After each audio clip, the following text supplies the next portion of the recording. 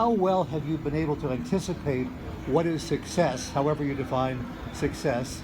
And how many times have you said, gosh, I thought this was great, but my audience, my consumers, my art critics don't see it like that? I think that when you do an album or you do one song that you really love, I've been caught out time and time again thinking, I'll just do this one for me, and I don't think anyone's going to like it. And then I find that there's a massive response to it because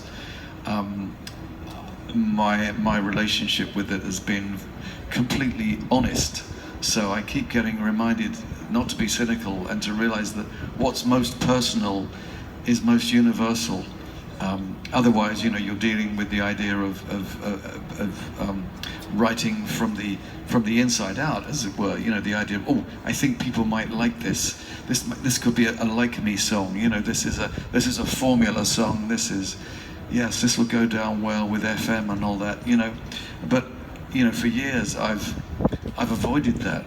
I thought, I walked away from Genesis because I thought, I need to be able to do stuff on my own. I need to work with other people. I need to do this.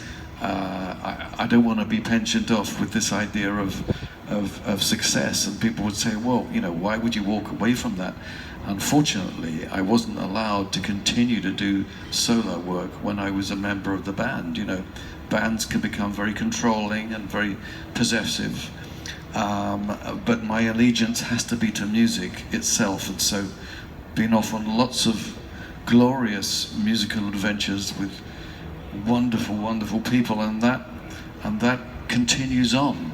And if at some point it turns into a band, either that band again or with another band, I kind of figure we're all in the same band, we're all in the same boat, literally. And forgive me if I go hoovering up people mercilessly, going around the tables when they've had a few drinks, hoovering up victims or personnel for the next project. But this is a perfect place to do it. So I said, hey, how do you feel about working together next time? And they say, yeah, great. And there's enough to keep me going for the next 10 years, God willing, with all of that. So I have to say that amongst artists, musicians or broad singers, the vibe is really, really great.